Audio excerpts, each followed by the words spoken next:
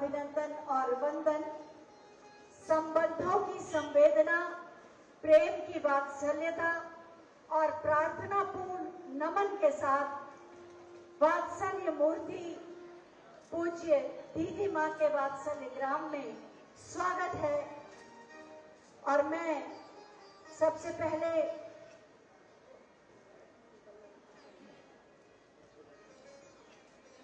हम देख रहे हैं कि परम पूज्य पद्म विभूषित चित्रकूट पीठाधीश्वर जगत गुरु रामानंदाचार्य पूज्य स्वामी श्री रामभद्राचार्य जी महाराज आशीर्वाद दे रहे हैं पूज्य दीदी माँ को, साध्वी रितंबरा जी को, कि वो इसी तेज और ओज के साथ शतायु स्वस्थ रहें और राष्ट्र निर्माण। पूज्य महाराज श्री के संदर्भ में जैसे मैं कह रहा था, उसी कालखंड में हमारे देश के वीर और पराक्रमी विनयशील विद्वान और हम सब के गौरव श्रद्धेय राजनाथ सिंह जी और हम पूरा संत समाज, भारत की सारी संत ऋषि परंपरा जिन पर गौरव करती हमारे श्रद्धेय आदित्यनाथ जी महाराज जी, उसका उस समय आगमन हुआ तो महाराज श्री का उद्बोधन होने ही वाला था। तो महाराज श्री आप अपने उद्बोधन से, प्रबोधन से हम सबको कृतार्थ करें। पूज्य महाराज श्री हमारे जगत गुरु। रामाय रामभद्राय रामचंद्राय वेदसे रघुनाथाय नाथाय श्री सीताया पतये नमः। श्री सीतानाथ समारंभाम श्री रामानंदार्य मध्यमाम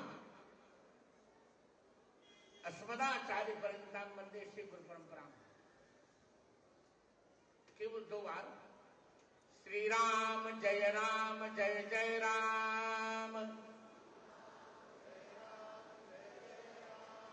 सबको बोलना चाहिए। तो अब तो कोई जेल देने वाला है नहीं राम के नाम पे। श्री राम जय जय राम।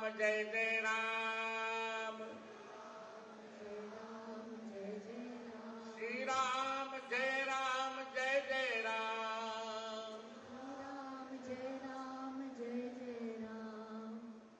मेरे स्नेह भाजन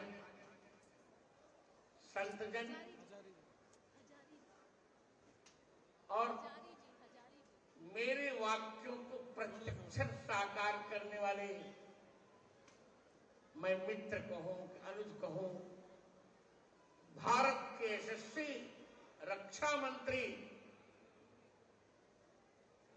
राजनाथ सिंह जी और मेरे छोटे भाई संत परंपरा के होकर भी सत्ता पर आसीन होकर अपने संतत्व को यथावत रखने वाले आयुष्मान उत्तर प्रदेश के यशस्वी मुख्यमंत्री योगी आदित्यनाथ,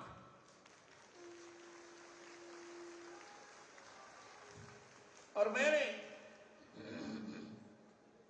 छोटे भाई जो मेरा मूल्यांकन करते हैं,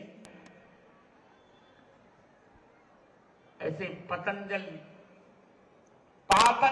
पीठ के पीठाधिपति योग ऋषि स्वामी रामदेव, मेरे पीठ के उत्तराधिकारी आचार्य रामचंद्र दास, अत्यंत व्यस्त होकर के भी मैं अपने इधर से पकड़ो तो कैसे बनेगा, अत्यंत व्यस्त होकर के भी मैं अपनी लाडली बहन रितंभरा की षष्ठ पूर्ति पर यहां आया और लोगों की ये दीदी मां है, और मैं दीदी मां नहीं कह सकता, ये मेरी छोटी बहना है। इनका मेरा वही संबंध है जो सुभद्रा और कृष्ण का रहा होगा। मैं एक तो इस समय कोहरा, प्लेन से आया और जल्दी फिर प्लेन छूटेगा, फिर जाना ही पड़ेगा, नहीं तो मैं राजनाथ सिंह को भी सुनता और योगी आदित्यनाथ को भी। आज क्या उपहार दूं इनको? जो मेरा सर्वस्व था रामचरितमानस, वह इनको मैंने ऋतंभरा जी को दिया। और इस भारत को अभी जो मैंने दिया, अभी रामदेव जी ने बताया आपको, पाणिनि अष्टाध्यायी जो केवल 25 पृष्ठों की है, इस पर मैंने 10,000 पृष्ठों में व्याख्या लिखी। और वही उसका लोकार्पण करने के लिए स्वयं चित्रकूट आए भारत के यशस्वी प्रधानमंत्री नरेंद्र मोदी, जो मेरे बड़े अच्छे मित्र हैं। आज ऋतंभरा जी को मैं यह वचन दे रहा हूं, यही मेरा उनके लिए उपहार होगा कि जब तक मेरे शरीर में प्राण संचरित रहेंगे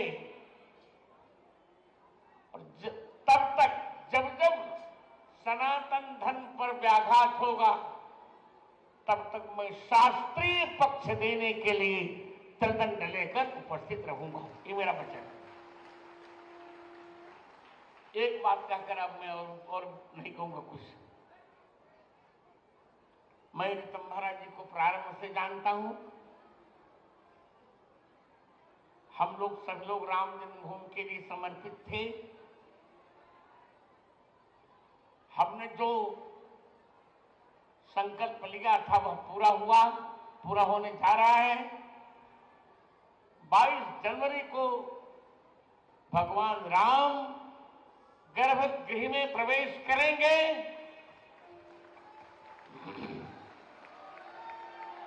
और रामदेव जी यही ऋचा होगी, भद्रो भद्रया सचम सचमानयागात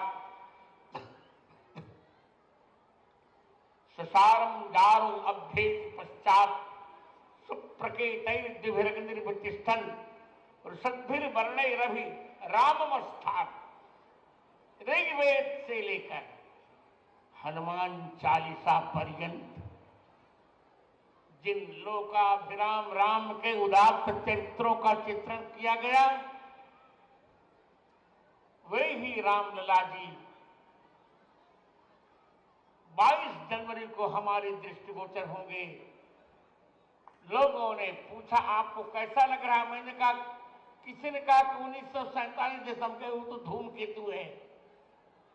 ऐसा वक्तव्य नहीं देना चाहिए। मुझे तो वही लग रहा है जो त्रेता में 14 वर्षों की प्रतीक्षा के पश्चात भगवान राम के परावर्तन के समय अयोध्या को लगा था।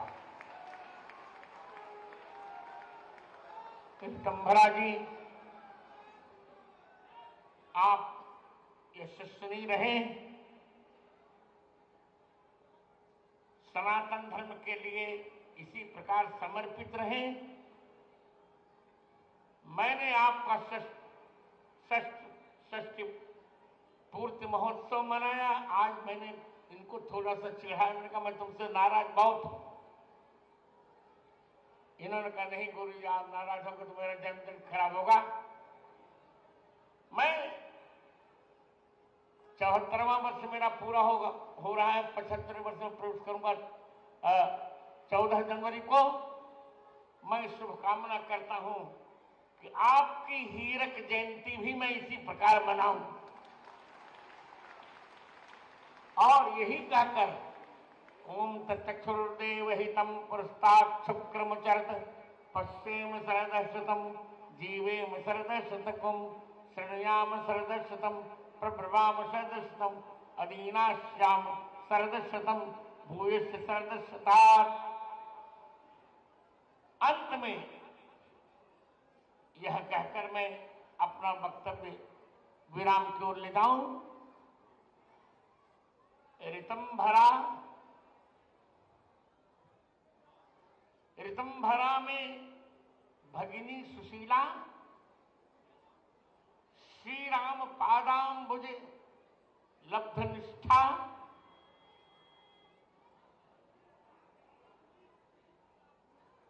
चित्ते चित्ते दधत भारत संस्कृतिम सा जीवात जीव्यात प्रसन्ना सरदाम शतम वै, जीव्यात प्रसन्ना सरदाम शतम वै। जय श्री राम। अब मुझे जाने की आज्ञा दीजिए। सभी संतों को मंगलाशासन, सभी राजनेताओं को आशीर्वाद और ऋतंभरा जी को बहुत बहुत शुभकामना। अब मुझे जाने की आज्ञा दीजिए। पूज्य दीदी माँ पूज्य संत श्री का अभिनंदन कर रही हैं। अपनी भावनाओं के पुष्प और कृतज्ञता के साथ आप सब अपनी भावनाओं को अपनी तालियों के माध्यम से उनके चरणों तक पहुंचा सकते हैं।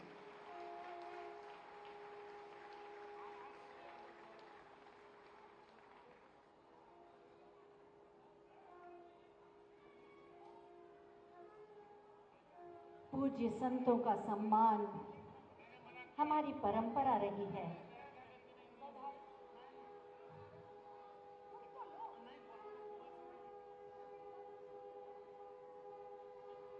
और उसी परंपरा के अनुसार उनका अभिनंदन। और अब मैं पूज्य दीदी माँ से अनुरोध करूंगी कि हम सब की ओर से माननीय रक्षा मंत्री श्री राजनाथ सिंह जी का भी स्वागत और अभिनंदन करें। आप सब तालियों के प्रणाम से पूज्य संत श्री को विदा दे दें। पूज्य महाराज श्री को अति आवश्यक कार्यों से प्रस्थान करना है। अभी हमारे श्रद्धेय राजनाथ जी, हमारे बड़े भाई, पूछ रहे थे पूज्य महाराज श्री को इतना विद्या वैदुष्य कैसे है।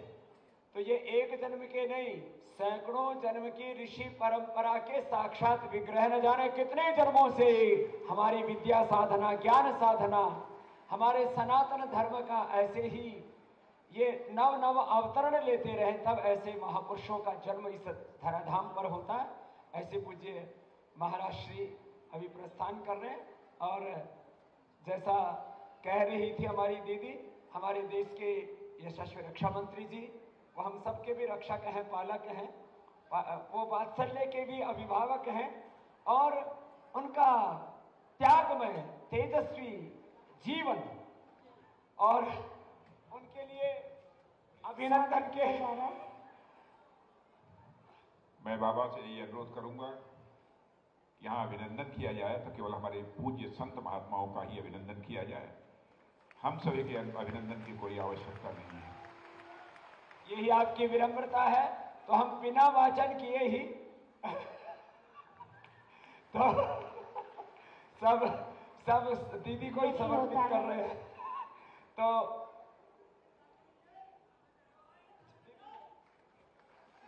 लो, ये स्वीकार कर लो आप स्मृति के रूप में। इनके जीवन में जो विनय है, वीरता है,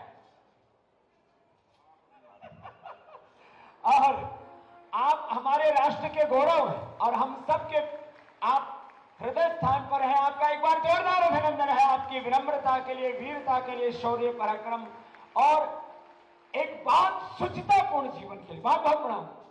और अब हम पूज्य दीदी माँ से अनुरोध करेंगे कि हम सब की ओर से वात्सल्य ग्राम में आज के इस पावन पर्व पर माननीय मुख्यमंत्री माननीय श्री योगी आदित्यनाथ जी का स्वागत और अभिनंदन करें।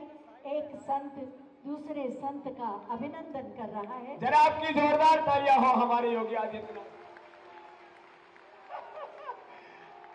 राजनाथ जी कह रहे हैं आप लोग आपस में कर सकते हैं, एक ही कुंबा खानदान है हमारा, एक ही कुटुंब है। तो परम पूज्य सदगुरुदेव युग पुरुष महामंडलेश्वर स्वामी परमानंद गिरी जी महाराज प्रशस्ति प्रीति उन्हें दे रहे हैं। गुरुदेव शॉल अर्पित कर रहे हैं। तो इस बार जरा जोरदार करतल भिड़े हो जाए आप सबकी साझेदारी इस पूरे अभिनंदन में। आपका जोश जुनून ठंडा नहीं होना चाहिए। आज ये उत्सव है, तो जोरदार अभिनंदन सब महापुरुषों का जो यहाँ पर कृपा पूर्वक पधारे हैं और अपने आशीषों से भी सब अनुग्रहित उपकृत हमें कर रहे हैं। बहुत बहुत प्रणाम। आज जिनका षष्ठी पूर्ति महोत्सव मनाया जा रहा है और आज ही जिनका अवतरण दिवस है, जो वात्सल्य दिवस के रूप में हम मनाते हैं, ऐसी हमारी पूज्य दीदी माँ साध्वी रितंभरा जी से अब हम अनुरोध करेंगे कि आज के इस अवसर पर समस्त अतिथियों का स्वागत करते हुए अपनी अमृतवाणी से हमें कृतार्थ करें। आपकी जोरदार तालियों के साथ पूज्य दीदी माँ सभी का स्वागत करेंगी अपने उद्बोधन के माध्यम से। पूज्य महाराज श्री के पावन चरणों में मैं प्रणाम करती हूँ। आज वात्सल्य का आंगन बहुत धन्य है, क्योंकि महाराज श्री यहाँ विराजमान हैं, इसलिए करतल ध्वनि करके गुरुदेव को अपनी कृतज्ञता व्यक्त करते हैं। मेरे माँ बाप ने मेरा नाम निशा रखा था, पर गुरुदेव ने ब्रह्मचर्य की दीक्षा देके ज्ञान ज्योति बनाया और फिर सन्यास देकर रितंभरा बना दिया और देश धर्म के लिए मेरी किंचित गिलहरी जैसी भूमिका को निश्चित कर दिया। मैं गुरुदेव के चरणों में कोटि कोटि प्रणाम करती हूँ और महाराज श्री के चरणों में पुष्पमाला समर्पित करके उनका अभिनंदन पूज्य महाराज जी करेंगे, बाबा जी करेंगे। गुरुदेव की जय जयकार बोलिए, सतगुरुदेव भगवान की, आज के आनंद की। महाराज श्री छीना झपटी में माला ही टूट गई, बाकी मालाएं भी लाइए स्वरूप।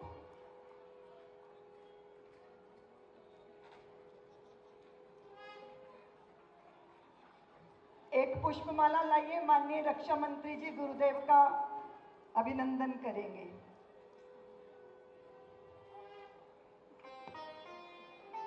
मेरे सतगुरु दीन दयाल काग से हंस बनाते हैं। मेरे सतगुरु से हंस बनाते हैं। मेरे सतगुरु दीन दयाल काग से हंस बनाते। मेरे सतगुरु दीन दयाल काग से हंस बनाते। काग से हंस बनाते। काग से हंस बनाते। पूरे भारत को रामचरितमानस के माध्यम से राममय बनाने वाले, रोम रोम में राम रमे, भावों में राम रमे, ऐसी राम कथा की मंदाकिनी बहाने वाले पूज्यपाद श्री विजय कौशल जी महाराज हमारे बीच में हैं, इसलिए करतल ध्वनि करके उनका स्वागत करो। उन्होंने सारे संसार में निश्चित कर दिया कि राम हमारी गति, हमारी मति, हमारी शक्ति, राम हमारा धर्म, हमारा कर्म। बिना राम के आदर्शों का चरमोत्कर्ष कहाँ है और बिना राम के भारत भर में भारतवर्ष कहाँ है, ऐसा निश्चय सबके चित्त में स्थापित करने वाले पूज्य महाराज श्री की भी मैं पुष्पमाला पहले मिल गई।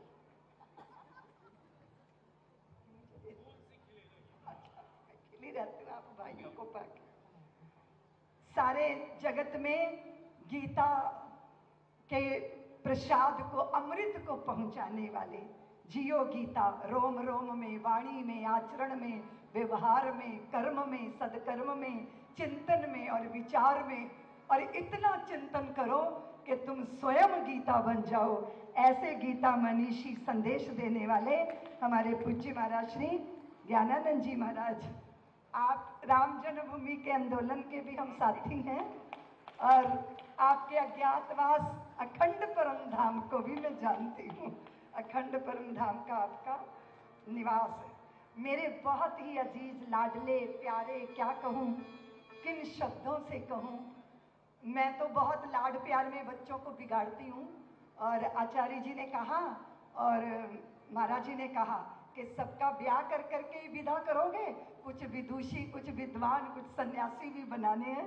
इसलिए आपने जिन बच्चियों के गीत सुने, रात्रि को कार्यक्रम देखा, वो सब वात्सल्य ग्राम की पुत्रियां हैं, लेकिन अपने आप को योगिनी बनाने के लिए वो पतंजलि गुरुकुल में वास करती हैं।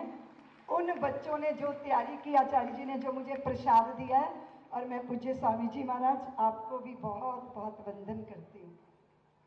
गीत आचार्य जी ने गा दिए, सम्मान आपका है।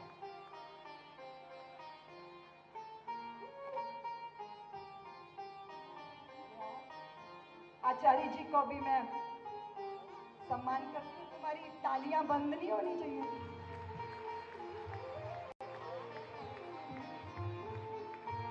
आपकी जय हो आचार्य जी। अखंड परम धाम की जाज्वल्यमान परंपरा को अग्रसर करना है युगों युगों तक, ये उत्तरदायित्व मेरे अनुज को है। मैं स्वामी जी का स्वागत करती हूँ। ताली तुम्हारी कम क्यों है? हमारे बीच में सबको आनंद बांटने वाली, और जिनके नाम में ही आनंद मूर्ति है। संत तो स्वतः ही आनंद भाव में ही निमग्न होते हैं, लेकिन उसका प्रसाद भी वो देते हैं। हमारे बीच में गुरु माँ जी विराजे हैं, मैं उनका भी स्वागत सत्कार करती हूँ, और आप भी ताली बजा के उनका स्वागत कीजिए।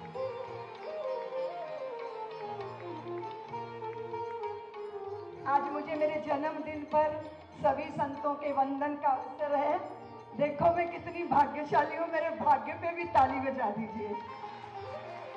हमारे बालपन के सखी हैं वे, राम जन्मभूमि के आंदोलन में। अभी जब मेरे जीवन की आप बच्चों के द्वारा नृत्य नाटिका देख रहे थे, जब दिग्विजय सिंह ने मुझे गिरफ्तार किया था, आधी रात को गिरफ्तार किया था, उस समय निरंजन ज्योति जबरदस्ती पुलिस की जीप में बैठ गई थी कि मैं दीदी माँ का साथ नहीं छोड़ूंगी।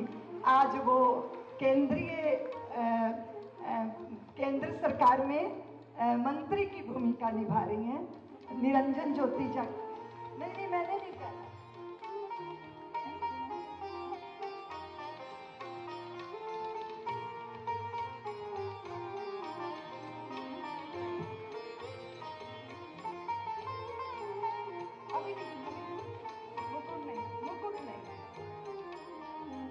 मैंने सब संतों का, पूज्य स्वामी बालकानंद जी महाराज, आचार्य महामंडलेश्वर, आपका भी मैं स्वागत करती हूँ।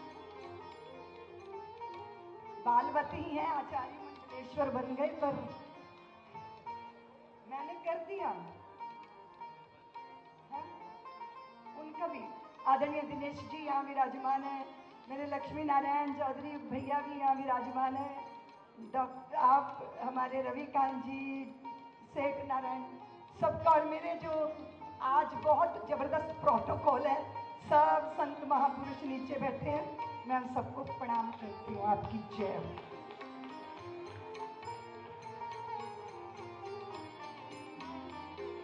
अभी उद्बोधन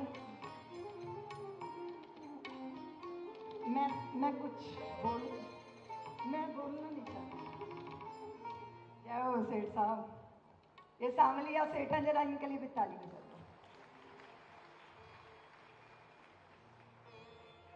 गुरुदेव, मैं बहुत भाग्यशाली हूँ, क्योंकि आपकी स्नेह भरी, दया भरी, कृपा भरी दृष्टि जब उठती है तो मैं आनंद विभोर हो जाती हूँ। आप जैसे सद्गुरु युग पुरुष को पाकर भला कौन अपने भाग्य को सौभाग्य में नहीं बदल सकता।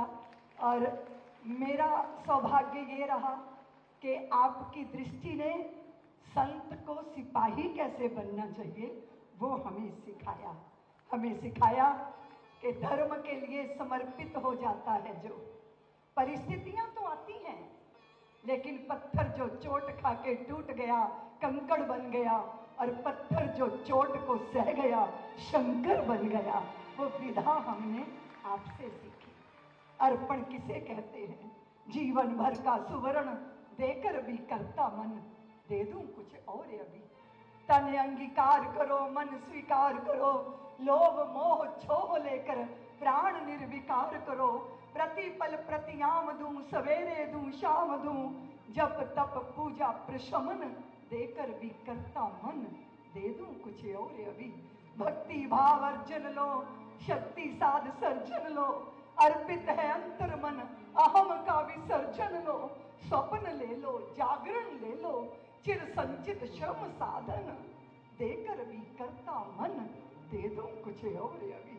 गुरुदेव, आपने मुझे मंत्र दिया था कि ऋतंभरा, जो बटोरा जाता है वो विषाद होता है और जो बांटा जाता है वो प्रसाद होता है।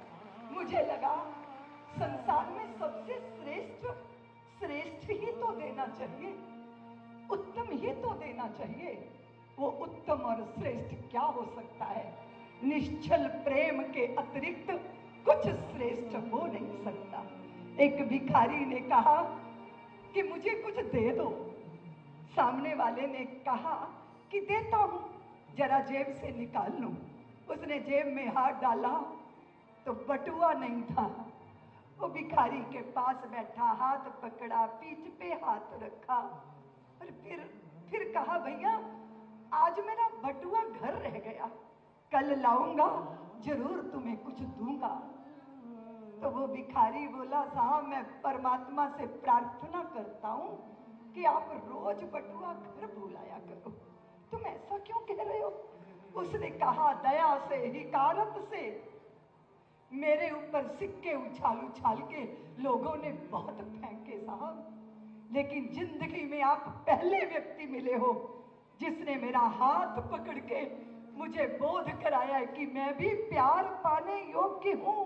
आज आपने जो मुझे दिया है वो अनमोल है। गुरुदेव का मंत्र मिला है मुझे, प्रेम प्यार के हीरे मोती दोनों हाथ लुटाओ, जिसका पकड़ो हाथ साथियों उसका साथ निभाओ। कौन यहाँ 2 बार मरा है, कौन अमर है बोलो, सच्चाई के लिए मौत से हंस के टकरा जाओ। सूरज का रथ देख रहा है साथी, राह तुम्हारी इस धरती पर नई रोशनी, नया सवेरा लाओ। इतना सा है सार ज्ञान का, गांठ बांध लो इसको, बात नहीं बनती बातों से, करके कुछ दिखलाओ। प्रेम प्यार के हीरे।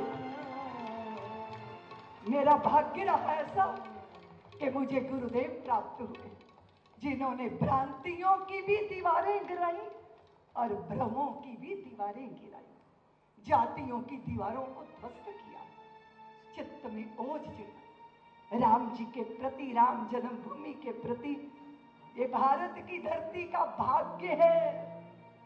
मैं जब अयोध्या को देखती थी, श्रीहीन अयोध्या, तो चित्त में कुछ शूल उठता था। लखनऊ का वैभव और अयोध्या की वीरानी व्याकुल करती थी। अंदर से प्रार्थना उठती थी कि हे भगवती, हे जगदम्बे, प्रभु श्री राम, मेरी भारत मां तो स्वयं चिन्मय सत्ता है। मेरे तीर्थ ऐसे वीरान रहेंगे तो हमें त्राण कहां मिलेगा? फिर देखिए नियति के नियंता की योजना देखिए, देश को प्रधानमंत्री मिल गए, नरेंद्र भाई मोदी मिल गए। देश की रक्षा का कार्यभार किनके हाथ में है?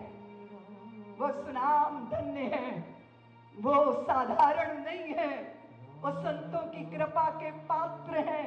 आदरणीय श्री राजनाथ सिंह जी, जिन्होंने भारत की परंपरा को, दुनिया ने बहुत हल्ला मचाया जब उन्होंने राफेल जहाजों के ऊपर तिलक किया, वहां नारियल फोड़ा, दुनिया ने बहुत हल्ला मचाया, पर ये मां भारती का वो सपूत है। इसी वात्सल्य ग्राम की धरती पर जब भूमि पूजन हो रहा था, मैंने व्याकुलता से भर के कहा था कि कितनी सारी स्त्रियां चेहरे का सौंदर्य अपने पास नहीं रखती, पर उनके पास चित्त का सौंदर्य होता है। मां चाहे जितनी भी कुरूप हो, पर उस जैसा सुंदर तो कोई नहीं होता, क्योंकि उसके पास वात्सल्य है, ममता है। वो जीवन का माधुर्य है, वो गूंगे का खाया गुड़ है। उसे अनुभव तो किया जा सकता है पर वाणी से व्यक्त नहीं किया जा सकता। मैंने विह्वल होकर मंच पर कहा था कि ये जो फैशन प्रतियोगिताएं हैं ये भारत की व्यवस्था में, भारत की परंपरा में शोभा नहीं देती। मेरे आदरणीय भाई उस समय उत्तर प्रदेश के मुख्यमंत्री थे और यही वात्सल्य ग्राम के मंच पे उन्होंने घोषणा कर दी कि उत्तर प्रदेश में कोई फैशन प्रतियोगिता नहीं होगी, क्योंकि चंद स्त्रियां अपनी देह का प्रदर्शन करके कुछ पुरस्कार पाले। ये कहां की योग्य बात है? वो जो तपती है, वो जो चूल्हे की आग झेलती है, वो जो दुर्व्यवस्था दुश्वारियों की तपन झेलती है, जो प्रसव पीड़ा झेलकर संतानों को नर से नारायण बनाती है, उससे सुंदर कोई संसार में हो नहीं सकता।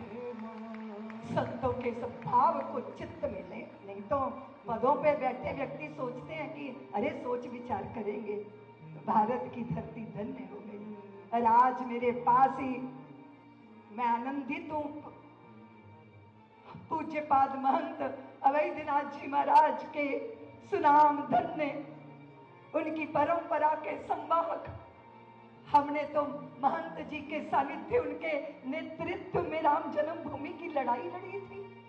और जब दिगंबर अखाड़ा के पूज्य रामचंद्र परमहंस जी महाराज और महंत अवैधनाथ जी महाराज का मिलन होता था ना, तो अयोध्या की धरती पे हंसी के फुहारे फूटते थे। बड़ी बड़ी समस्याओं के समाधान चुटकियों में हो जाते थे।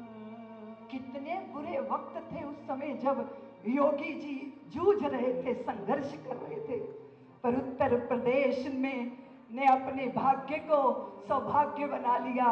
जब उनको मुख्यमंत्री के रूप में प्राप्त किया तो सारी अयोध्या दीपों से जगमगर हो, लाखों लाखों दीपों से अयोध्या ही जगमगर नहीं हुई, अपितु हम सनातनियों के चित्त में जो नैराश्य का अंधकार छाया था वहां प्रदीप्त दीप जल गए आशा के कि अब अच्छा होने वाला है। हम तो पहले ही से कहते थे कि राम जी करा रहे हैं, राम जी का काम है, राम जी के काम में काहे का विराम है, जिंदा रहे तो जग जीवन ललाम है, मर भी गए तो रहने को स्वर्ग धाम है।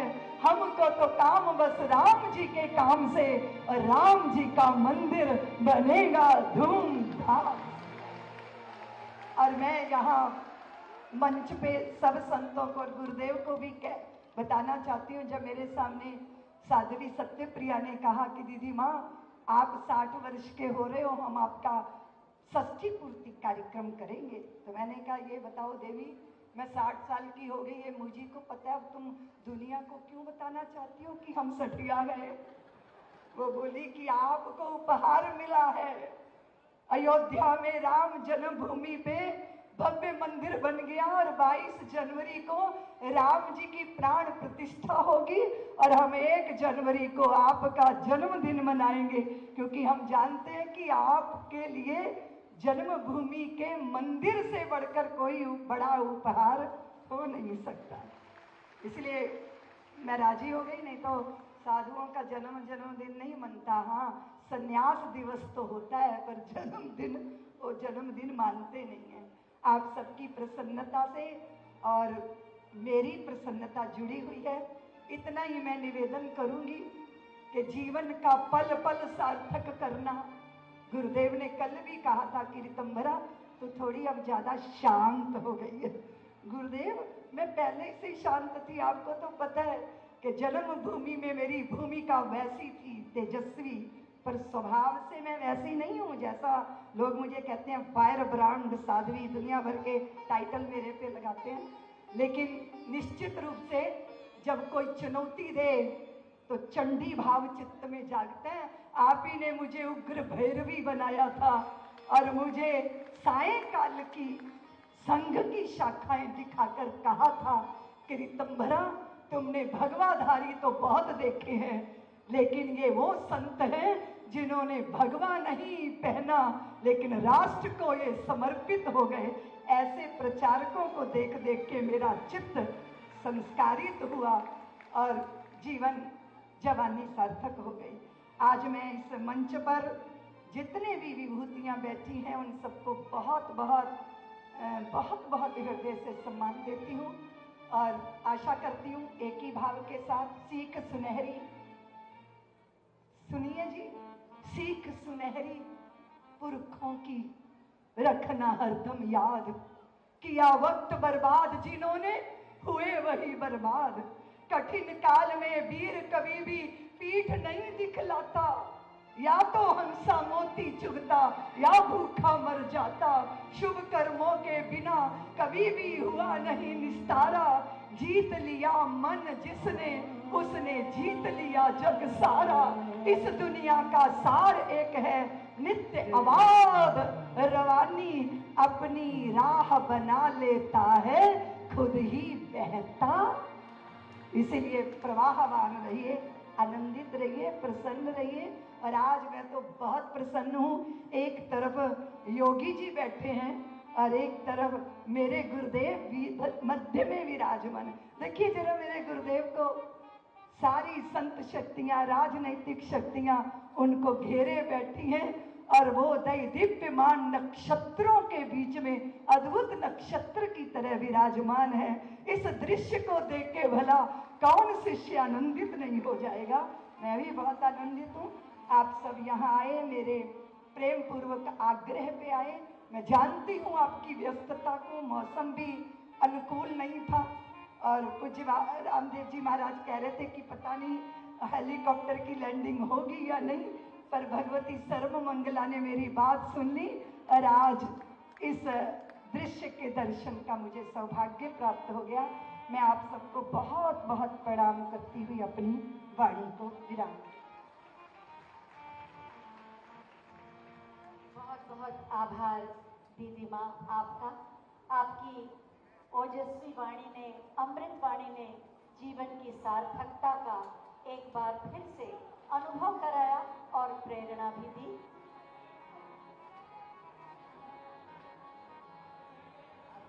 ये वृहद माला आपके सभी भक्तों की ओर से,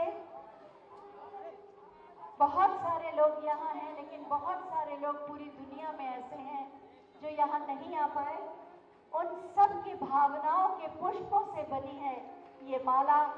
उनकी भावनाओं की सुगंध से सुवासित है ये माला। आपके दीर्घायु और स्वस्थ जीवन के लिए भावनाओं के पुष्प से सजी ये माला। 60 किलो की 60 तरह के फूल पत्तियों से बनी है ये माला। एक बार पुनः अपनी तालियों से आप इस माला में सुगंध के रूप में अपनी तालियों का नाद गुंजित करें। और अब हम बहुत ही आदर के साथ परम पूज्य युग पुरुष महामंडलेश्वर स्वामी परमानंद गिरी जी महाराज से अनुरोध करेंगे कि वो अपने आशीर्वचनों से हमें अनुग्रहित करें। तालियों के प्रणाम और तालियों का नाद हो जाए।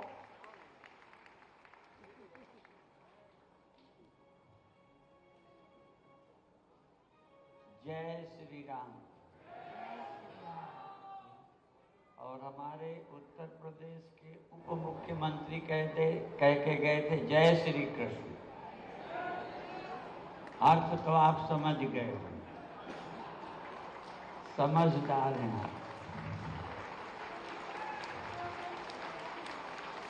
और एक जगह हमने कहा था केंद्र की समस्याएं मोदी जी के, ठीक है, और सारी समस्याएं इस प्रांत में हैं और इस प्रांत की समस्याओं का समाधान योगी जी करें।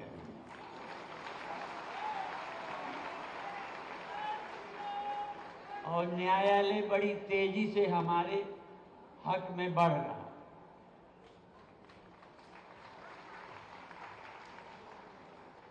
आज बहुत कुछ कहना है थोड़े थोड़े शब्दों में। एक नारल एक नारा लगाया जाता है, कहो गर्व से हम हिंदू हैं। उसमें आगे दूसरा है, पर मैं इसमें दूसरा कहना चाहता हूं। क्यों कहें हम? कहो गर्व से हम हिंदू हैं क्यों कहें? क्यों हम अन्याय करते नहीं और अन्याय बर्दाश्त करते थे। हमारे योगी जी भी अन्यायियों का काम कर रहे हैं, अन्याय नहीं करते, अन्यायियों को निपटा रहे हैं। तो हिंदू गर्व से करें। दूसरी बात बता दें, विस्तार लंबा है। हमारे यहाँ विधवा पद्धति, विधवा विवाह नहीं था, सुधार किया। अभी एक शादी अपन ने कराई, उसमें मध्य प्रदेश सरकार ने पुरस्कार भी दिया। इसी तरह हमारे यहाँ बाल विवाह है, उस पर सुधार हुआ। हमारे यहाँ यज्ञों में बलि की प्रथा थी, सुधार हुआ। हम ये कहना चाहते हैं, हिंदू संस्कृति जड़ नहीं है, आवश्यकता अनुसार परिवर्तन करती है। बाकी लोग अपनी जड़ता में बंधे रहते हैं।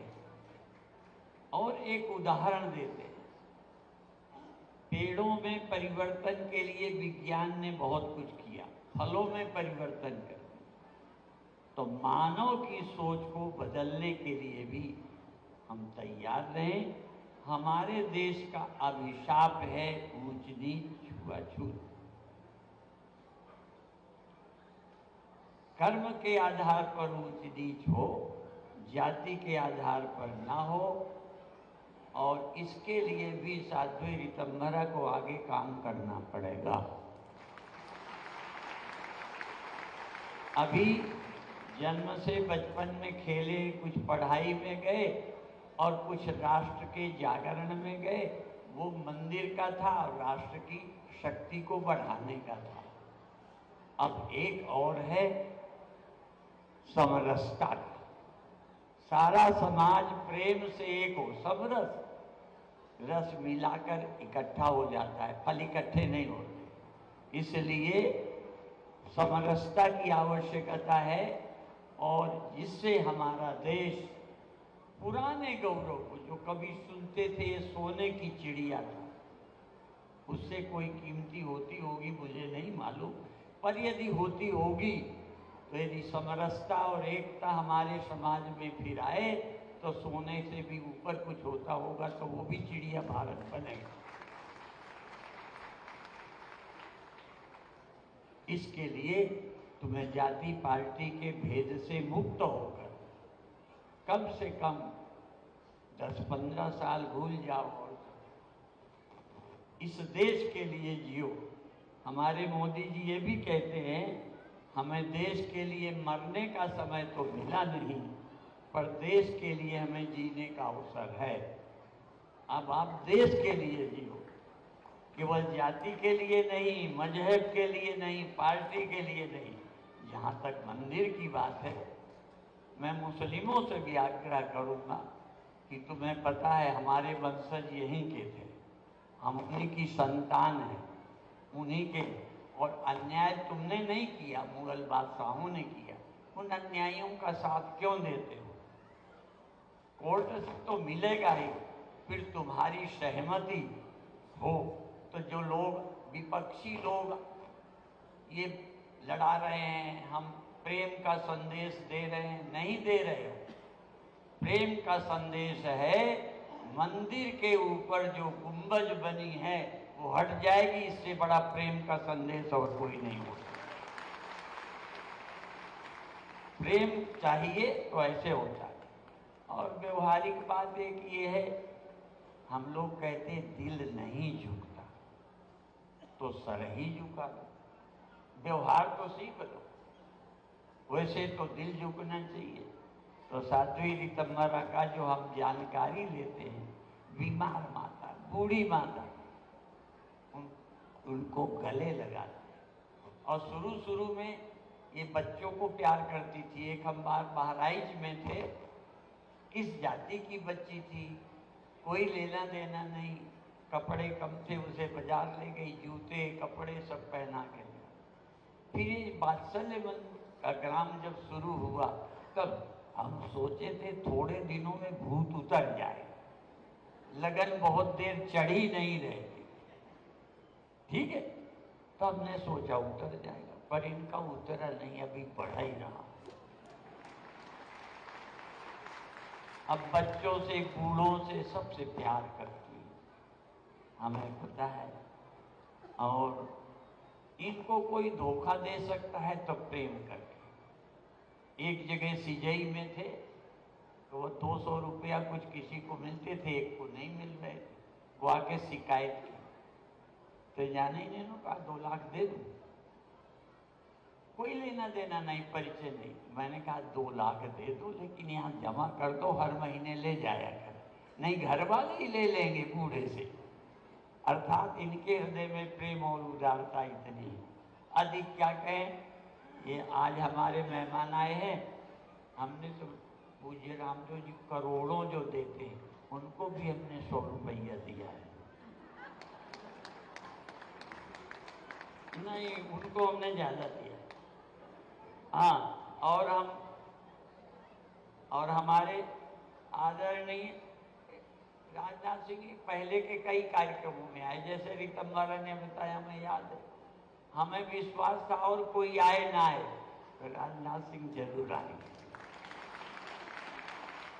और कभी निरंजन ज्योति जी के यहाँ होता है तो एक बार उसी समय कार्यक्रम चल रहा था, संयोग से इन्होंने समझा हर बार पूरे दिन रहते, पूरे दिन थे नहीं, कार्यक्रम चल रहा था। तो कोई पूछे कब आएंगे, मैंने कहा जिस दिन निरंजन ज्योति कहेंगे। फिर किस दिन आएंगे, जिस यही को। तो अचानक भ्रम हो गया लोगों को, निरंजन ज्योति तो बताया नहीं कि जब पकड़ी गई थी तब साथ देने वाली निरंजन ज्योति, ठीक है। और ये इनके गुरुदेव के समय से भी हमारा परस्पर बड़ा संबंध है।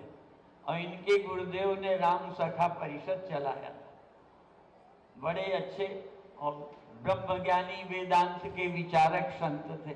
ऐसी हम परंपराएं हमारी लंबी हैं। तो मैं चाहता हूं कि अधिक समय मैं ना लूं, आगे के लिए जन जागरण साध्वी रितंबरा के ऊपर सौंप। संगठन तो साथ देता ही है, किस बात का जागरण, मंदिर का अब नहीं, अब वो कोर्ट से चल रहा है, और भी काम हो गए हैं। जन जागरण इसलिए मनुष्य की बुद्धि में, कोई तलवार के बल पर धर्म बदलता है, कोई किसी के बल से बदलता है। हमारी सोच क्या है, विचार के आधार पर समाज को जागृत करें, विचार करें, मिलजुल कर रहना सीखें, भाईचारा बढ़ाएं। इसके लिए अभी जागरण की जरूरत है। अब वो फायरी की तो जरूरत नहीं है। और इनके साथ विमान उड़ने का भी समय है, अधिक समय नहीं लेना। तो मैं अपने हाथ से इनको भी देना चाहूँगा एक छोटा सा।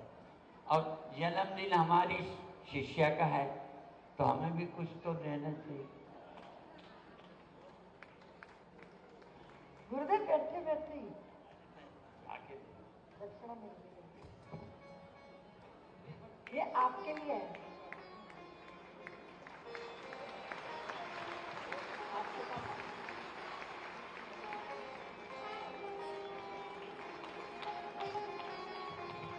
बोलिए सदगुरुदेव भगवान की।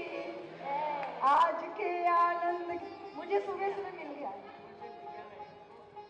मैं प्रदेश के मुख्यमंत्री सुनाम धन्य योगी जी, जिन्होंने निश्चय किया है वंदनियों का वंदन और दंडनियों का को दंड मिलना चाहिए, ऐसे यशस्वी मुख्यमंत्री जी का आह्वान करती हूँ।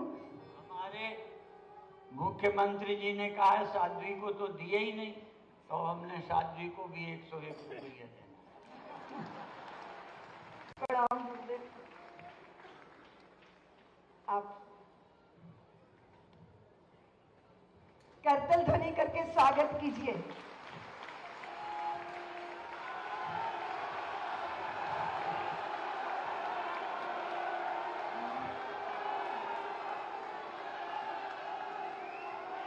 राधे राधे। बांके बिहारी लाल की, वृंदावन बिहारी लाल की, भारत माता की, भारत माता की, जय श्री राम।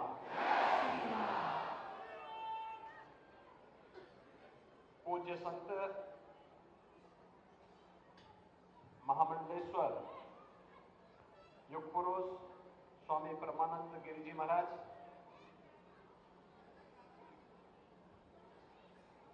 देश के जुझारू और यशस्वी रक्षा मंत्री आदरणीय श्री राजनाथ सिंह जी, केंद्रीय मंत्री माननीय साध्वी निरंजन ज्योति जी,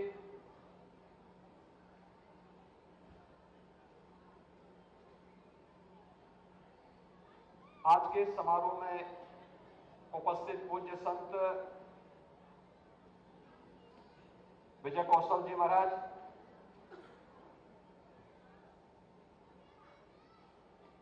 गीता मनीषी पूज्य संत स्वामी ज्ञानानंद जी महाराज,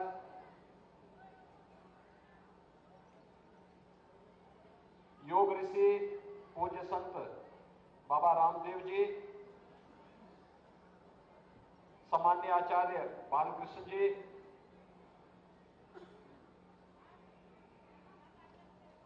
सम्मान्य संत गुरुमा आनंद मूर्ति जी,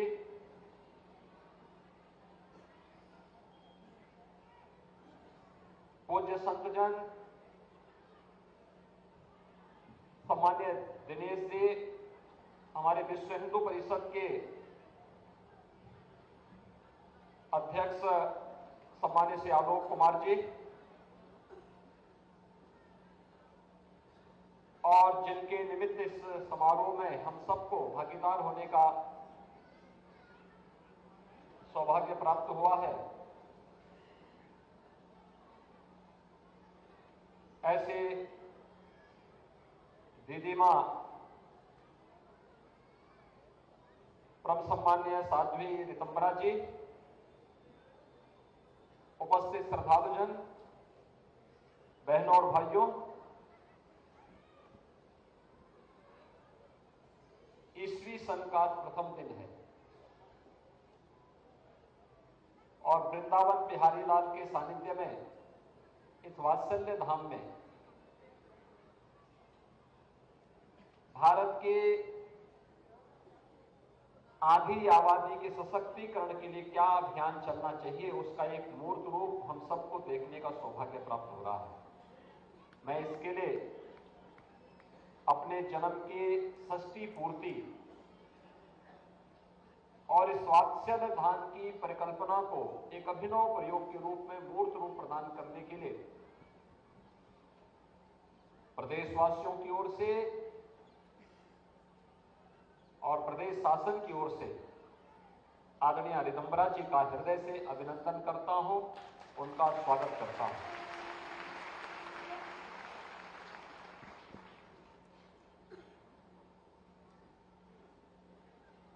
देश की आधी आबादी एक लंबे समय तक गुलामी कालखंड के उन रूढ़िगत विचारों और कुप्रथाओं का शिकार रही है। अलग अलग क्षेत्रों में प्रयास हुए, लेकिन यह प्रयास अद्भुत था। एक तरफ आदरणीय रितंबरा जी का षष्ठी पूर्ति का इस समारोह और दूसरी ओर वात्सल्य ग्राम की रजत जयंती का वर्ष अभी विगत वर्ष ही संपन्न हुआ है, स्थापना का। और आज एक नया कार्यक्रम का शुभारंभ भी यहां हो रहा है। वात्सल्य धाम में बालिकाओं के सैनिक स्कूल का शुभारंभ भी हो रहा है और माननीय रक्षा मंत्री जी के कर कमलों से भी उसका उद्घाटन पूज्य संत महामंडलेश्वर पूज्य स्वामी परमानंद गिरि जी महाराज के कर कमलों से माननीय रक्षा मंत्री जी के सानिध्य में आज यहां पर संपन्न हुआ है। भारत की मिशन शक्ति का एक अद्भुत उदाहरण हम सबके सामने प्रस्तुत हो रहा है। समाज को अगर सशक्त होना है, समर्थ होना है, तो नारी शक्ति की सुरक्षा, उनके सम्मान और उनके स्वावलंबन के बगैर कार्य संभव नहीं हो सकता। इसके लिए हम सबको जुटना पड़ेगा। समाज को अपनी रूढ़िगत मानसिकता से उबरना पड़ेगा। और मैं इस बात के लिए आदरणीय रक्षा मंत्री जी को और आदरणीय प्रधानमंत्री जी का हृदय से आभार व्यक्त करता हूं कि सैनिक स्कूलों में बालिकाओं का प्रवेश हो, इसकी उन्होंने अनुमति दी। क्योंकि भाइयों बहनों, देश के अंदर सैनिक स्कूलों की परंपरा ये उत्तर प्रदेश ने 1960 में प्रारंभ की थी, जब डॉक्टर संपूर्णानंद जी उत्तर प्रदेश के मुख्यमंत्री थे।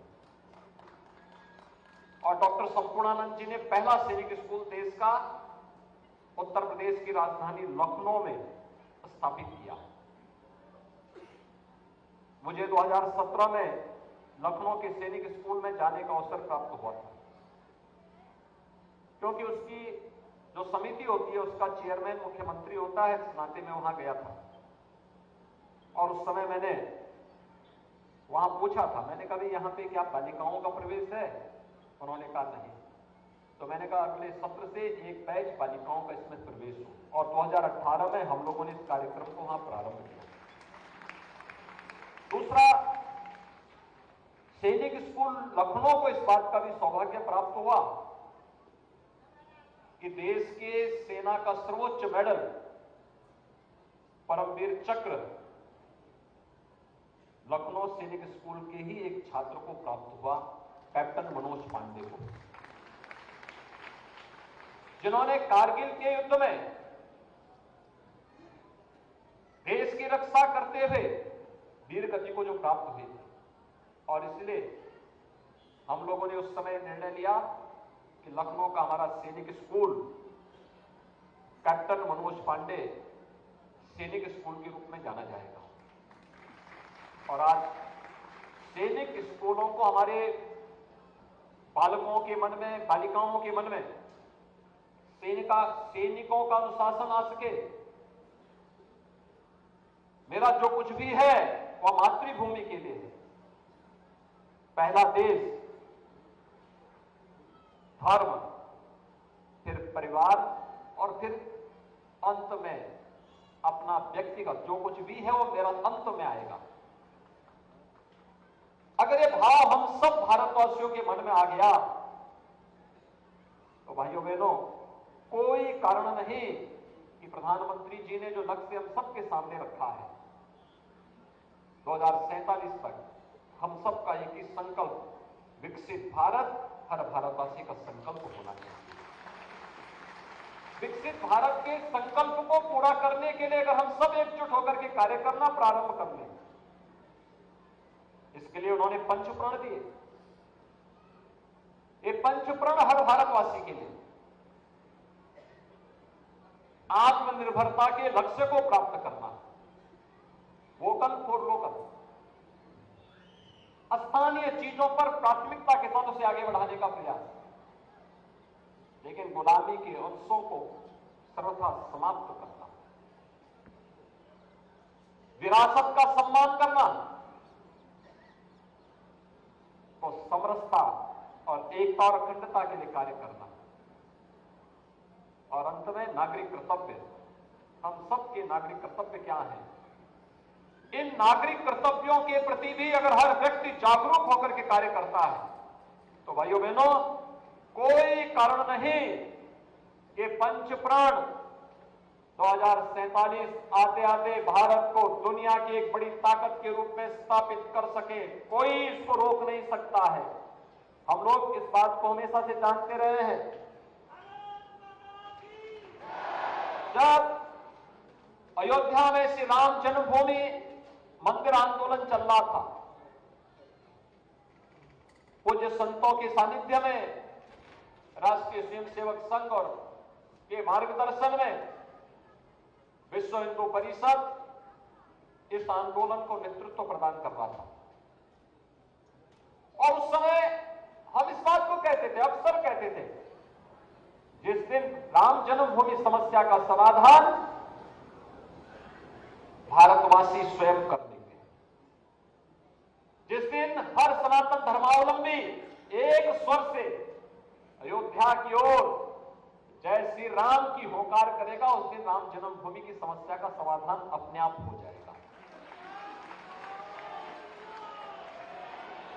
और अभी आपने देखा आदरणीय प्रधानमंत्री जी 30 दिसंबर को अयोध्या धाम पहुंचे थे। पहले अयोध्या की जो इंफ्रास्ट्रक्चर था ना, वहां की सड़कें, एक सिंगल रेल लाइन जाती थी, वहां भी ट्रेन कभी कभी जाती थी। अब देखिए वहां पे चारों ओर से 4 लेन की कनेक्टिविटी हमने दे दी है। केवल बाहर से ही नहीं, अयोध्या के अंदर भी आपको 4 लेन और 6 लेन की सड़कें मिलेंगी।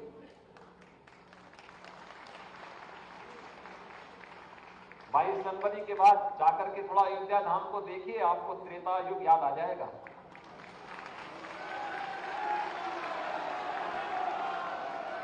हजारों वर्ष पहले प्रभु राम पुष्पक विमान से अयोध्या आए होंगे, और अब तो अयोध्या में इंटरनेशनल एयरपोर्ट का भी उद्घाटन हो गया है। रेलवे लाइन डबल लाइन के साथ जोड़ा जा चुका है, और एक स्टेशन का उद्घाटन तो प्रधानमंत्री जी ने स्वयं किया है। और अब तो अयोध्या और उसके आसपास 5-6 नए स्टेशनों का विकास किया जा रहा है। किसी को भी समस्या नहीं होगी। और यही नहीं, सड़क मार्ग से जोड़ लिया गया, रेल मार्ग से जोड़ लिया गया, वायु मार्ग से भी जोड़ लिया गया, और जल मार्ग से जोड़ने की कार्रवाई भी हमारी प्रारंभ हो गई है। जीवन का यह अनुशासन और सैन्य शक्ति का अनुशासन हम सबको आगे बढ़ाने में मदद करेगा। भारत की शक्ति का एहसास दुनिया को कराएगा। एक स्वर में जब 140 करोड़ भारतवासी भारत के आन मान और शान की रक्षा का कार्य अपने हाथों में लेकर के इस अभियान के साथ जुड़ेंगे, कृतज्ञ भाव के साथ, नेशन फर्स्ट के इस भाव के साथ जुड़ेंगे, दुनिया की कोई ताकत आपको झुका नहीं सकती है। कोई झुका नहीं सकती, कोई आपका मार्ग नहीं रोक सकती है। हम सब उस मार्ग के पथिक बने। दायित्व हो सकता है, किसी को कोई दायित्व मिले, किसी को कोई और मिले, लेकिन जहां पर हैं, अगर हम सब मिलकर के कार्य करते हैं तो भाइयों बहनों, कोई कारण नहीं कि आज दुनिया के अंदर भारत का सम्मान बढ़ा है, एक नए भारत का दर्शन हो रहा है। आज देखिए, अयोध्या जाने में जो लोग संकोच करते थे, अयोध्या का नाम लेने में जिनको संकोच होता था, आज वे भी कहते हैं कि हमें भी निमंत्रण मिलेगा तो हम भी जाएंगे। ये परिवर्तन है, यही परिवर्तन है। आप अपनी ताकत का एहसास कराएंगे तो हर व्यक्ति आपके साथ जुड़ेगा, और उस परिवर्तन के साथ जुड़ने के लिए आज हम सब आपके पास यहाँ पर एकत्र होकर के आए हैं। आज के इस कार्यक्रम के अवसर पर मैं आदरणीय रितंबरा जी को उनकी षष्ठी पूर्ति और बालिकाओं के इस सैनिक स्कूल के शुभारंभ के लिए, इस वात्सल्य ग्राम में इस भव्य आयोजन के लिए हृदय से उनका अभिनंदन करता हूं, उनको बधाई देता हूं। उनके स्वस्थ और वीर जीवन की कामना करता हूं, और राष्ट्र और समाज के लिए जो समर्पण का भाव उनके पूज्य गुरुदेव ने और उन्होंने पूज्य संतों के साथ मिलकर के आगे बढ़ाया है, वह पूरे संत समाज के लिए अनुकरणीय उदाहरण है। मैं उनका एक बार फिर से षष्ठी पूर्ति के इस अवसर पर हृदय से अभिनंदन करता हूं, स्वागत करता हूं। आप सबके प्रति भी अपनी शुभकामनाएं देता हूं और आप सबको इस बात के लिए आप सबसे भी प्रार्थना करता हूं। अयोध्या का उदाहरण हम सबके सामने है। अब संघर्ष से नहीं, अब संवाद से सारी समस्याओं का समाधान का रास्ता निकलने वाला है, निकलेगा। हम देश के प्रति अपना समर्पण भाव व्यक्त करते रहे और बिना डिगे, बिना हटे, बिना झुके लगातार आगे बढ़ने के लिए हम तत्पर रहें। इस विश्वास के साथ इस वृंदावन की भूमि पर यहां पे तो पहले से ही कार्य प्रारंभ हो चुके हैं। ब्रज क्षेत्र तो हमारे लिए बहुत पवित्र भूमि है। यहां पे हम लोगों ने पहले से नगर निगम को मथुरा वृंदावन के नाम पे पहले से नगर निगम भी बन गया है। तीर्थ विकास परिषद का कार्य तेजी के साथ आगे बढ़ रहा है और तीर्थ के रूप में इसके विकास की एक नए कार्यक्रम को आगे बढ़ाया जा रहा है। सारे कार्यक्रम एक साथ आगे बढ़ेंगे। आप सब अपने इस बृहद मिशन के साथ निरंतर जुड़ करके कार्य करते रहें। आप सबके प्रति मेरी मंगल में शुभकामनाएं। ओम शांति शांति शांति। बहुत बहुत अभिनंदन हमारे श्रद्धेय योगी जी का। एक बार जोरदार तालियों से हमारे यशस्वी मुख्यमंत्री जी का अभिनंदन कि उनके संकल्प से अब जैसे पूज्य महाराज श्री को हमारे योगी जी महाराज प्रणाम कर रहे हैं, हमारे श्रद्धेय पूज्य वंदनीय गोस्वामी जी महाराज हमारे इस भारत की संत परंपरा के सबसे बड़े गौरव है और हम सबके लिए श्रद्धेय हैं, वंदनीय हैं। उनकी तपस्या, उनका ज्ञान, उनकी विद्या, विभूति, ऐश्वर्य, उनका पूरा जीवन एक ऋषि चेतना का महापुरुष कैसा होता है उसके जीवंत विग्रह हमारे पूज्य महाराज श्री। तो पूज्य महाराज श्री पूज्य दीदी माँ को अपने आशीष से अभिषिक्त कर रहे। एक बार जोरदार है पूज्य दीदी माँ को जो अपना वात्सल्य लुटा रहे हैं हमारे श्रद्धेय काशी गुरु जी, रमन रेती वाले पूज्य महाराज श्री और मैं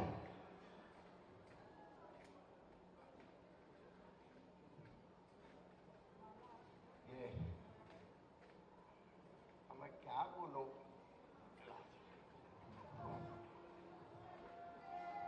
आपने जिस आदर्श मार्ग का अब तक अवलंबन किया है मुझ गुरुदेव के आश्रय से उसी मार्ग पे आप चलते रहें और आपके माध्यम से बहुतों को यश प्राप्त हो। जय श्री कृष्ण। महाराज श्री दो शब्दों में सब कुछ कह दिया।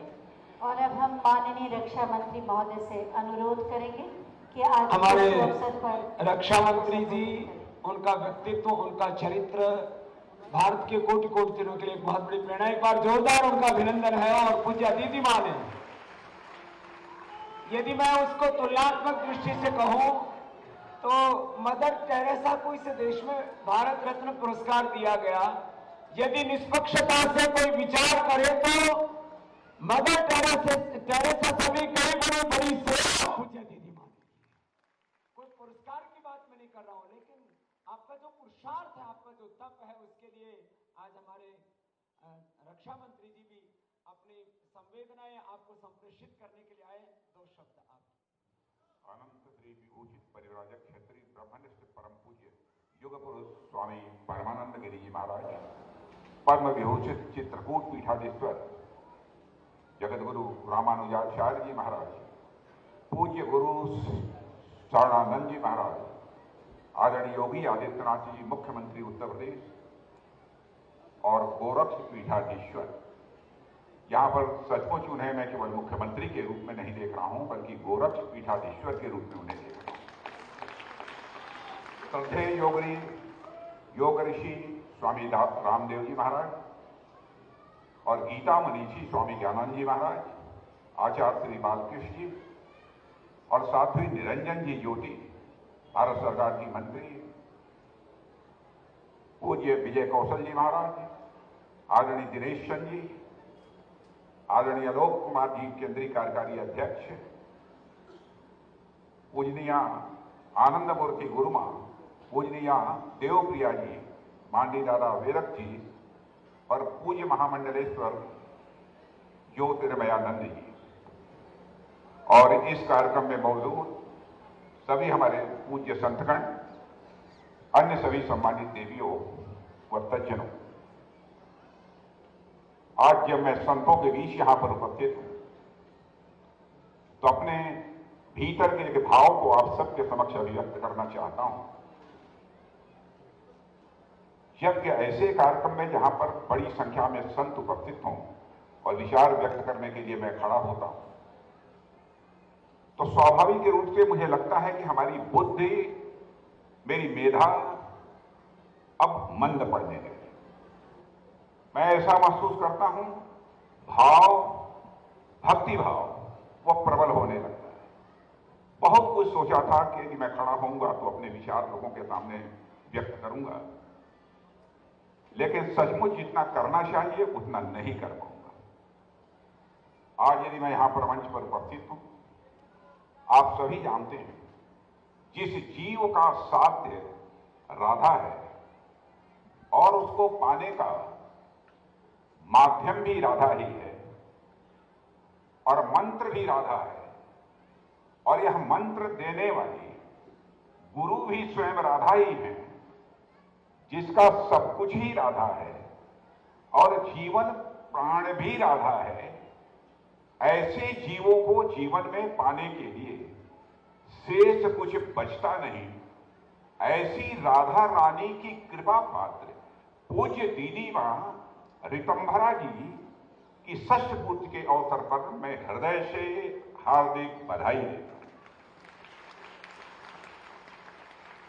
वैसे कैलेंडर के हिसाब से तो यह वर्ष का पहला दिन है और इस अवसर पर साधुओं और सन्यासियों का आशीर्वाद मिलना यह बहुत ही एक सौभाग्य का विषय हुआ करता है। और मैं दीदी ऋतंभरा मां के बारे में जानता हूं, आप सब जानते हैं कि आज जो भव्य राम मंदिर का निर्माण अयोध्या में हो रहा है, उसमें कितना बड़ा योगदान उनका है। और मैं उस घटना को भूल नहीं सकता जब मैं उत्तर प्रदेश में भारतीय जनता पार्टी के यूथ विंग माने युवा मोर्चे में जब मैं काम कर रहा था, कानपुर में मेरा कार्यक्रम था, मैं लौट रहा था, सड़क के किनारे एक बहुत बड़ी सार्वजनिक सभा हो रही थी। ओजपूर्ण वाणी पहली बार अपनी गाड़ी खड़ी करके मैंने सुना था। वो ओजपूर्ण वाणी यदि किसी की थी, हमारी पूज्य दीदी मां ऋतंभरा जी की वो ओजपूर्ण वाणी।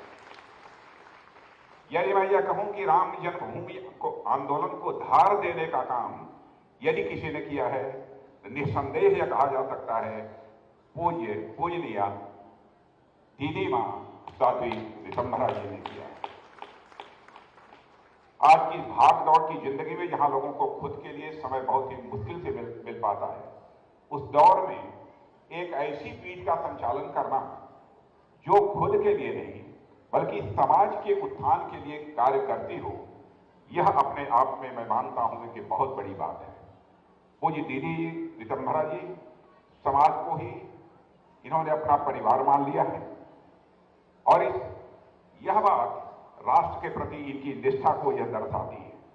और मैं तो कहता हूं कि सचमुच हमारे देश के ऋषियों और मनीषियों ने जो कहा है कि यत् पिंडे तत् ब्रह्मांडे, जो पिंड में है वही ब्रह्मांड में है, जो जड़ में है वही चेतन में है, जो सूक्ष्म में है वही विवर्त में है, जो छोटे में है वही बड़े में है, जो मेरे में है वही तेरे में है। मुझे लगता है कि इस भाव को उन्होंने अपने चित्त में उतार लिया है। इसीलिए इस पीठ के माध्यम से उन्होंने समाज की सेवा करने का संकल्प लिया है। परम पूज्य स्वामी परमानंद गिरी जी महाराज के आदेश। आज जब स्वामी परमानंद गिरी जी महाराज अपने विचार व्यक्त कर रहे थे तो उन्होंने कहा, एक समय था जबकि मैंने दायित्व सौंपा था राम जन्मभूमि आंदोलन को एक धार देने का, उस दायित्व का निर्वहन पूजनीय साध्वी ऋतंभरा जी ने तो किया है, लेकिन अगला दायित्व उन्हें यह देता हूं, अब सामाजिक समरसता इस देश में पैदा करने के लिए अपनी दायित्व का निर्वाह करें। ये बहुत बड़ी बात उन्होंने कही है। और वैसे भी आप सब जानते हैं कि हमारे देश के ऋषियों और मनीषियों ने, अकेला देश है जिस देश के रहने वाले ऋषियों और मनीषियों ने भारत की सीमा में रहने वाले लोगों को ही अपने परिवार का सदस्य नहीं माना है, बल्कि पूरी धरा पर रहने वाले सारे लोगों को अपने परिवार का सदस्य मानते हुए वसुधैव कुटुंबकम का संदेश सारी दुनिया को यदि किसी देश की धरती से गया है तो केवल और केवल भारत देश की धरती से गया है, दुनिया के किसी दूसरे देश की धरती से नहीं गया। शायद इसी सोच के आधार पर उन्होंने यह आदेश दिया है, आगे सामाजिक समरसता के लक्ष्य को प्राप्त करने के लिए हमारी पूजनीय आचार्य ऋतंभरा जी भविष्य में काम करेंगे। आज यदि हम सब यहां पर मौजूद हैं तो सचमुच आज सभी संतों का आशीर्वाद प्राप्त कर हम सभी लोग अपने को धन्य महसूस कर रहे हैं। लेकिन मुझे ऐसा लगता है देवियों सज्जनों कि आप सभी संत भी उत्तर प्रदेश में एक विशेष वातावरण का अनुभव आप निश्चित रूप से करते होंगे, क्योंकि उत्तर प्रदेश तो स्वयं एक संत के द्वारा इस समय चलाया जा रहा है। गोरक्ष पीठाधीश्वर और उत्तर प्रदेश के हमारे यशस्वी मुख्यमंत्री श्री योगी आदित्यनाथ जी को मैं बधाई देता हूं। वह जिस प्रकार से उत्तर प्रदेश की शासन व्यवस्था चला रहे हैं, उससे जनता के मन में तो सुरक्षा का ही नहीं बल्कि एक समृद्धि का भाव पैदा हुआ है और साथ ही साथ एक गौरव का भाव पैदा हुआ है। जानबूझकर मैं अपनी इस भावना को आप सबके सामने अभिव्यक्त कर रहा हूं। इसके साथ ही साथ हमारे संतों के मन में भी यह भाव आया है कि जब तक वे लोग आपकी शासन व्यवस्था में रहेंगे, प्रदेश के आध्यात्मिक और भौतिक विकास के उत्थान को दुनिया की कोई ताकत रोक नहीं सकती, वह निरंतर चलता ही रहेगा। और आज जब मैं इस कार्यक्रम के लिए मंच पर मैं चढ़ा और गेरुए वस्त्र में मंच और मैदान दोनों स्थानों पर जब मैंने अपने संतों को देखा तो सचमुच मेरे अंदर भी एक दिव्यता का भाव पैदा हुआ।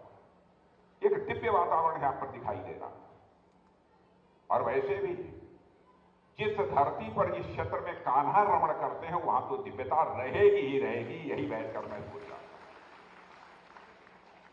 और देवियों सज्जनों, जब भी भगवान कृष्ण का जिक्र आता है तो हमारा हृदय ही नहीं, आप सभी का हृदय भक्ति भाव के साथ भर जाता है। हमारे प्राचीन शास्त्रों में भी कहा गया है, कर्षति आकर्षति इति कृष्ण, अर्थात कृष्ण वह है जो आपको आकर्षित करता है। अब जिसके नाम में ही कर्षण हो, उससे भला कोई क्यों न आकर्षित हो। कृष्ण के नाम में ही सुख है, इसलिए भगवान कृष्ण की इस नगरी में मेरा रोम रोम मैं कह सकता हूं सुखी ही नहीं हो रहा है बल्कि भक्ति भाव से भरा हुआ है। देवियों व सज्जनों, वृंदावन में आप सब देखते होंगे अनेक विदेशी लोग यहां पर रमण करने के लिए आते हैं, फिर यहां पर दर्शन करते हैं भगवान कृष्ण का और उसके बाद भक्ति में ऐसे रम जाते हैं कि बहुत सारे आपने विदेशियों को देखा होगा, यहां पर आकर उन्होंने सारा जीवन गुजारने का अपना फैसला कर लिया है। ऐसे सैकड़ों ही नहीं बल्कि हजारों की संख्या में विदेशी जो वृंदावन आए होंगे वह यही के बनकर रह गए होंगे, भगवान कृष्ण के ही वह बनकर रह गए होंगे। उन्होंने अपने जीवन में उनको स्वीकार कर लिया। और मैं मानता हूं कि इसका उत्तर एक है कि उनको भगवान कृष्ण और राधा रानी की भक्ति में तथा यहाँ के वातावरण में ऐसी शांति की अनुभूति होती है जो शांति उन्हें कहीं भी दुनिया में किसी दूसरे देश में नहीं मिल सकती। यदि उन्हें केवल भगवान कृष्ण और राधा जी की भक्ति में ही शांति मिलती है तो भगवान कृष्ण की भक्ति तो कहीं भी रहकर की जा सकती थी, उन्हें वृंदावन फिर आने की क्या जरूरत थी। वास्तव में उन विदेशियों को भक्ति के साथ साथ यहाँ की सांस्कृतिक चेतना भी भा जाती है और उन्हें हमारी सांस्कृतिक संस्कृति के हृदय जीतने की क्षमता भी भा जाती है। और मैं इसका उदाहरण देना चाहता हूं, छोटे छोटे उदाहरण। आपने देखा होगा कोई रिक्शा वाला यदि आगे चलता है, सामने से यदि कोई आता है और सामने आने वाले से उसे आग्रह करना होता है कि हमारे रिक्शे के लिए रास्ता दे, तो वह रिक्शा चलाने वाला भी राधे राधे और सामने वाला भी राधे राधे बोलकर उसको रास्ता भी दे देता है। यह भी हमने देखा। सामने यदि गाय आ गई, बैल आ गई, तो उससे भी कि रास्ता हमारे लिए छोड़ दो, लोग राधे राधे बोलते हैं ऐसा राधे राधे बोलने वाले लोग दुनिया में नहीं कहीं पर मिलेंगे, किसी तीर्थ स्थल पर मिलेंगे तो केवल वृंदावन में ही मिलेंगे, अन्य किसी दूसरे स्थान में। और यहां तक मैंने यहां देखा, चाय लेने के लिए गए तब भी राधे राधे बोलते हैं, कचौड़ी खाने के लिए गए तब भी राधे राधे बोलते हैं, पान खाने के लिए गए तो तब भी राधे राधे बोलते हैं। मुझे लगता है कि वृंदावन में रहने वाले लोगों की एक जीवन या पद्धति बन गई है। देवी और सज्जनों, श्रद्धेय अटल जी ने इसी हृदय की जीतने की क्षमता पर यह लिखा था, भूभाग नहीं सत सत मानव के हृदय जीतने का निश्चय, हिंदू तन मन हिंदू जीवन रग रग हिंदू मेरा परिचय। शायद इसी हृदय जीतने की क्षमता के कारण ही अटल बिहारी वाजपेयी जी ने इस कविता को लिखा था। और इस निश्चय को चरितार्थ करने में हमारे साधु संतों की, संत महात्माओं की जो भूमिका है, मैं कह सकता हूं उसे कदापि यह भारत भूल नहीं सकता है। कैसा हमारा भारत देश है जिसने कहा कि हम तो आर्य हैं, लेकिन हम केवल आर्य बने रहें यह हमको मंजूर नहीं है।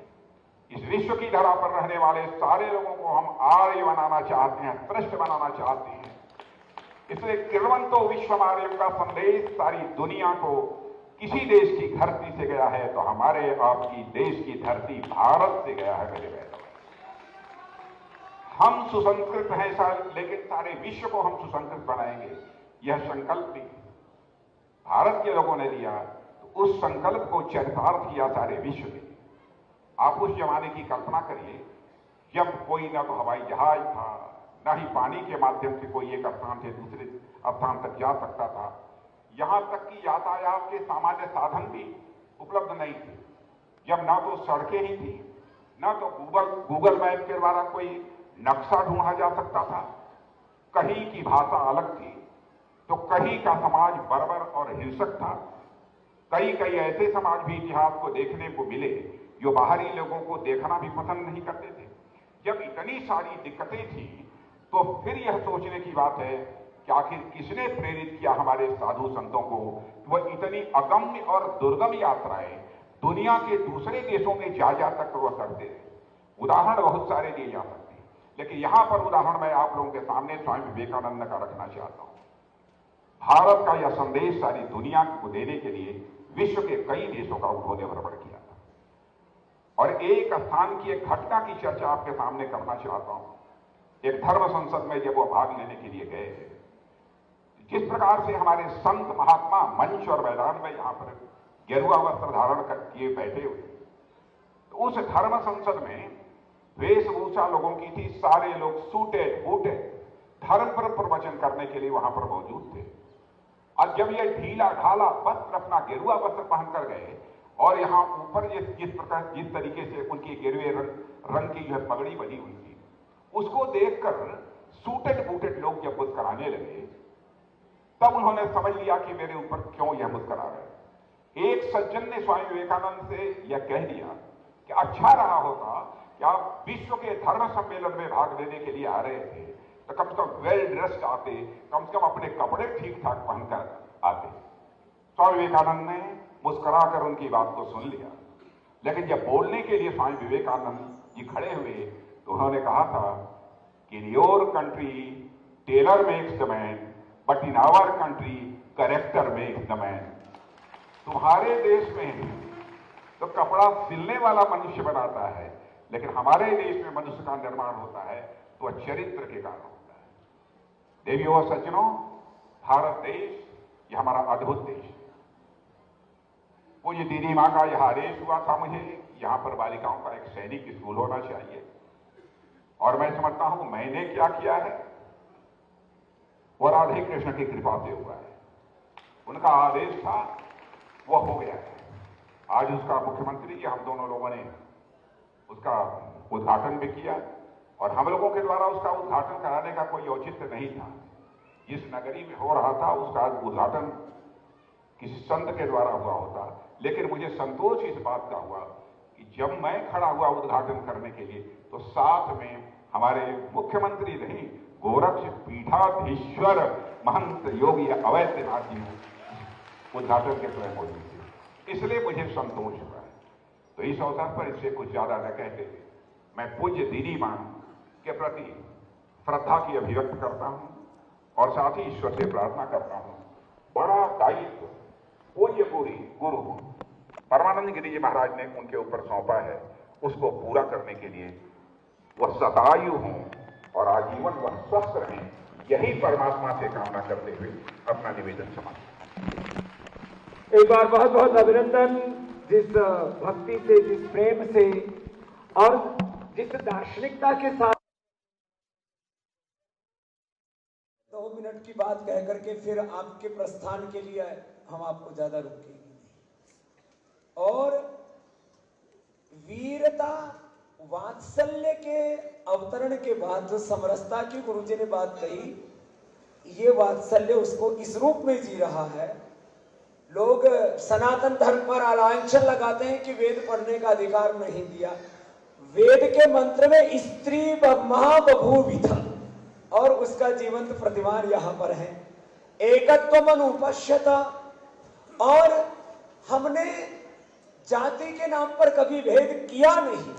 और मैं तो एक बात कह करके 1 मिनट की, ब्राह्मण का अर्थ कोई जाति सूचक शब्द है ही नहीं। ब्रह्म कहते हैं परमात्मा को, हम सब भगवान की अंश और वंश है। और जो अज्ञान को मिटाए वो ब्राह्मण, जो अन्याय को मिटाए वो क्षत्रिय, जो अभाव को मिटाए वो वैश्य, और जो अशिष्टता को मिटाए वो शूद्र। ये हमारी वैदिक व्याख्या है। और वो चारों को आप भी जीते हैं, हमारे योगी आदित्यनाथ जीते हैं, उसको पूज्या दीदी माँ जीती है, हम सब जीते हैं चतुर्वाश्रम धर्म को। और ये समरसता अब इस भारत में व्याप्त होगी। और दीदी का जो तीसरा अवतरण जो आपने गुरुदेव के बार बार वाक्यों का स्मरण करके कहा कि वीरता वात्सल्य के बाद ये समरसता भी इस राष्ट्र में और प्रखर होगी।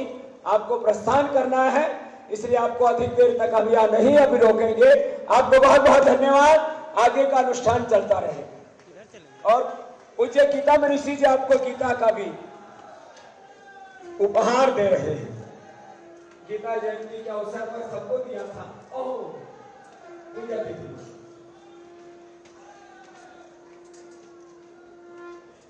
माननीय रक्षा मंत्री जी और माननीय मुख्यमंत्री महोदय का प्रस्थान हो रहा है।